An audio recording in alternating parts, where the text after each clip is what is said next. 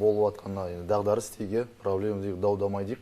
Мынандай бір ой туындайды. Бұл жерде енді ол мемлекет тарапынан жасалып тұрған ол әлімжеттік па, немесе халықтың былай айтқанда билікті, былай айтқанда погондыларды сыйламауынан ба? Ондай бір екі жақта былай айтқанда бір мына жерде бір ойын болып жатыр да, яғни диалог жоқ, бірақ тартыс бар. Иә, тартыс бар. Енді көкпарға да ұқсайды, бірақ дегенмен де ең бір таңғалдыратыны бұндай жағдай бана айтып өткенде ол болды. Өздеріңіз естеріңізде 2019 жылы көктем айынан болу керек, наурыз сәуірде екен армян көліктерді кіргізе бастады, барлығы ел оны тасыды. Әрине ол түсінікті, арзан, өте жақсы машиналар.